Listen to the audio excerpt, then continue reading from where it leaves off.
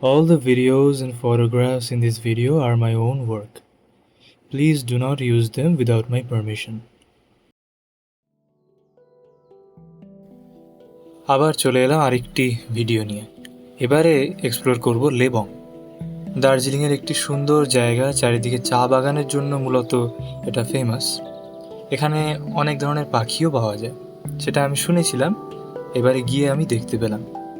যারা আপনারা আমার আগের ভিডিওটি দেখেছেন এই চ্যানেলে, চটকপুর থেকে আমি লেবং এসেছি ফ্যামিলির সাথে। এই লেবংয়ে গিয়ে যা যা দেখেছি, চা বাগান থেকে কাঞ্চনজঙ্ঘা থেকে পাখি থেকে যাই দেখেছি সব কিছুই এই ভিডিওতে রয়েছে, দেখতে থাকুন। আর যারা আমার এই চ্যানেলে নতুন তাদেরকে চট করে বলে দিই, আমি এরকম ভিডিও প্রায়শই আমার চ্যানেলে দিয়ে থাকি। বিভিন্ন ধরনের ডকুমেন্টারি স্টাইল ভিডিও, বিভিন্ন জায়গায় পাহাড়ে বিভিন্ন জঙ্গলে ঘুরে বেড়ানো, ওয়াইল্ড লাইফ খোঁজা, পাখি যা দেখেছি সমস্ত কিছু নিয়ে ডিটেলড ভিডিও ধরনের তৈরি করে আমি এই চ্যানেলে আপলোড করি। তো অবশ্যই লাইক করবেন এবং সাবস্ক্রাইব করে রাখবেন যদি এরকম ভিডিও ভবিষ্যতে আরও দেখতে চান আমার কাছ থেকে।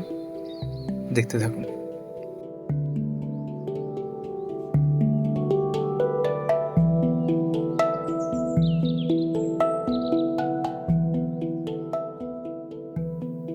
লেবংয়ের যে হোমস্টেটায় আমরা ছিলাম, হোমস্টেটার নাম হলো ম্যাগনোলিয়া হোমস্টে। খুবই সুন্দর একটা জায়গা। আমি তো বলবো লেবংয়ে আসলে এখানেই আসতে, এখানেই থাকতে, কারণ একদম গায়ের কাছেই চা বাগানও পেয়ে যাবেন ঘোরার জন্য, কাঞ্চনজঙ্ঘার ভিউও পেয়ে যাবেন ডান দিকে, সুন্দর আতিথেয়তা এবং মানুষজন এখানকার খুবই ভালো। এই ম্যাগনোলিয়া হোমস্টের এক্সপিরিয়েন্স আমার খুবই ভালো। পরিষ্কার, একদম চকচকে স্পেশিয়াস বড় রুম ওনারা দেন, এবং ওনার তিনি খুবই ভালো মনের মানুষ, শুনলে তো বোঝা যায়।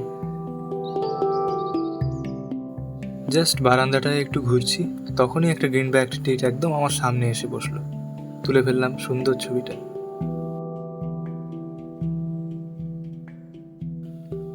চা বাগানের ধারে নিচে একটা গ্রে ওয়াকটেল ঘুরছিল।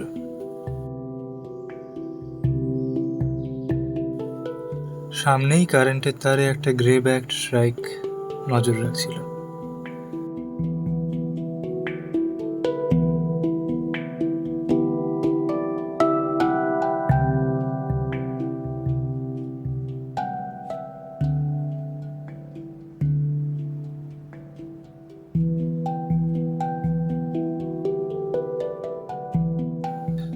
Grey Bush chat.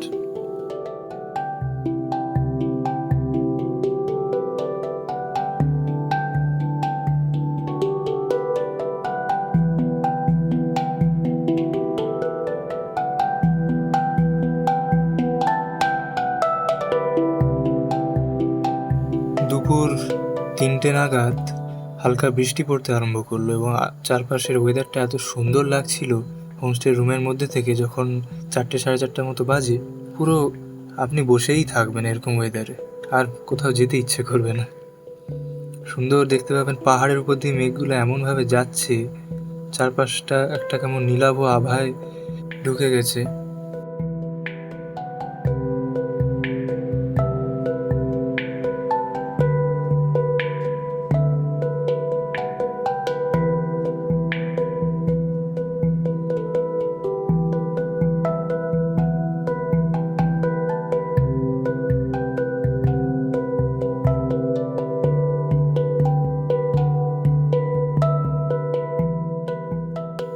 সকালবেলা আমি একটু বেরোলাম ঘুরতে এদিক ওদিক, দেখি কি পাই ভেবে। Grey hooded ওয়ার্বলার।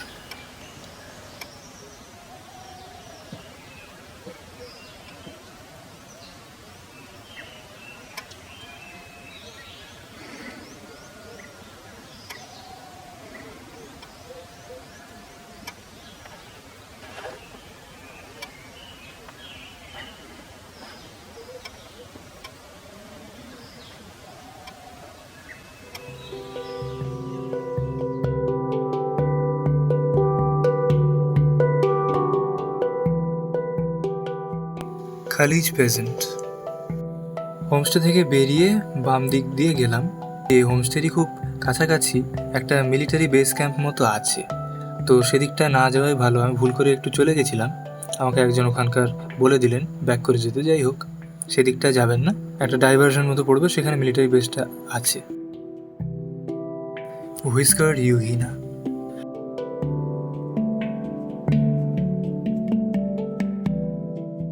কমন কুকু।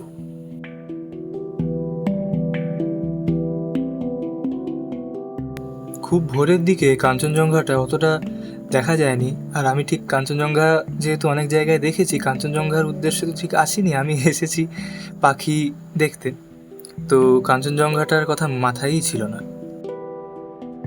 চা বাগান থেকে দিদি ফোন করে বলছে, দেখ কাঞ্চনজঙ্ঘা দেখা যাচ্ছে ডান দিকে। তখন কটা বাজে, 7টা মতো বাজে হয়তো। তখন আমি তাকিয়ে দেখি পুরো কাঞ্চনজঙ্ঘাটা অনেক কাছ থেকে দেখা যাচ্ছে, পুরো চা বাগান থেকে। নিচে চা বাগান, দূরে পাহাড় এবং কাঞ্চনজঙ্ঘা, সুন্দর ভিউ।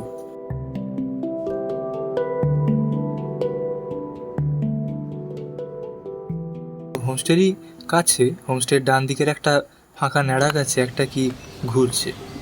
তো আমি গিয়ে দেখলাম, আমি মনে মনে ভাবছিলাম কোনো ট্রি শুরু হতে পারে, কিন্তু না, এটা দেখলাম ইররাওয়াদি স্কুইরিল। একটা জিনিস লক্ষ্য করলে দেখবেন, এই গোটা গাছের গায়ে ছোট ছোট ছোট ছোট কাঁটা, জুম করলে দেখতে পাবেন। সে তার উপরেই কিন্তু বেশ আরামেই ঘোরাফেরা করছে। পায়ে সম্ভবত প্যাডিং টাইপের কিছু আছে, যার জন্য ওর পায়ে ব্যথা লাগছে না।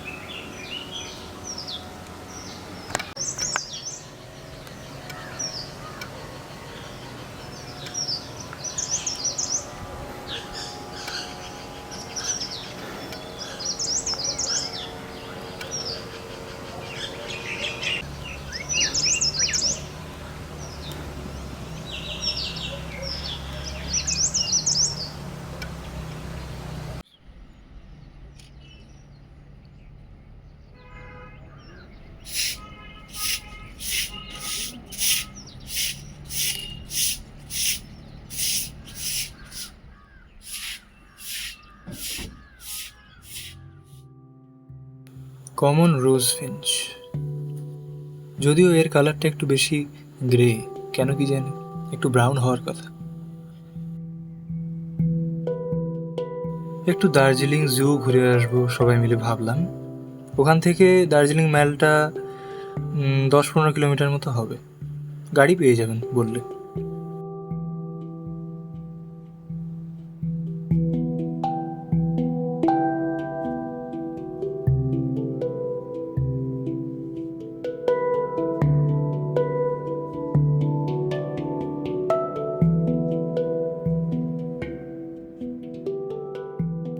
একটা হোয়াইট টেলড নাটহ্যাচ চট করে মথটাকে মুখে নিয়ে নিচে লাফ মারল, আর সেই সময় ফ্রেমটা ক্লিক হয়েছে।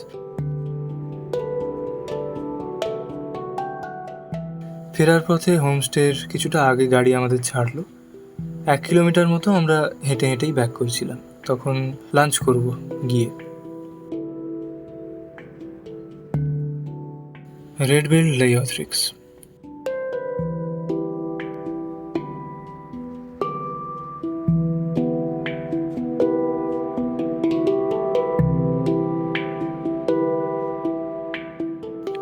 Blue winged মিনলা।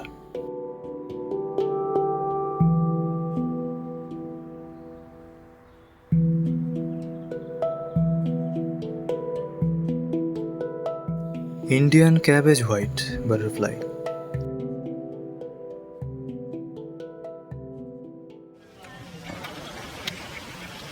লেবংয়ের আশেপাশে অনেক ধরনেরই বাটারফ্লাই, মথ, বাটারফ্লাইটা বিশেষ করে অনেক ধরনের ঘুরে বেড়ায়। আমি দেখছিলাম, সব তো আইডেন্টিফাই করা সম্ভব নয়, অনেক নানা রঙের ঘোরাফেরা করছিল, স্পেশালি যখন সানলাইটটা খুবই ভালো।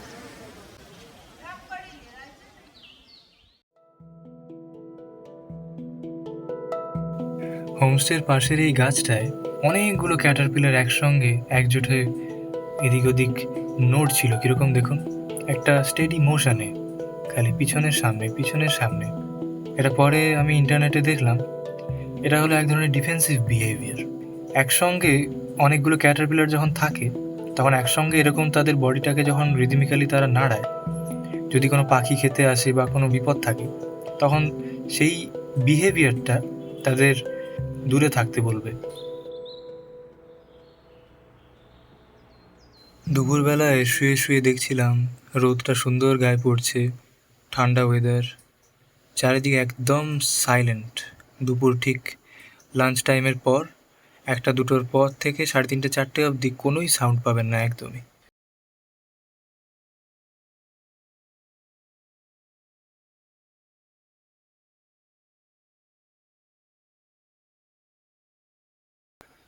পরের দিন সকালে একটা জঙ্গল ফাউল মানে রেড জঙ্গল ফাউল ডাকছিল।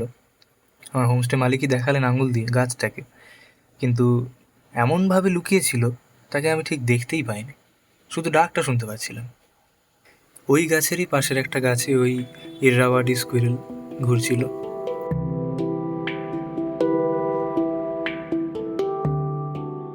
প্লাস চট করে মাথার উপর দিয়ে উড়ে এসে বসলো, দেখলাম গ্রেটার ইয়েলো নেপ। এই উডপেকারগুলো খুবই তাড়াতাড়ি গাছ বেয়ে ওঠে।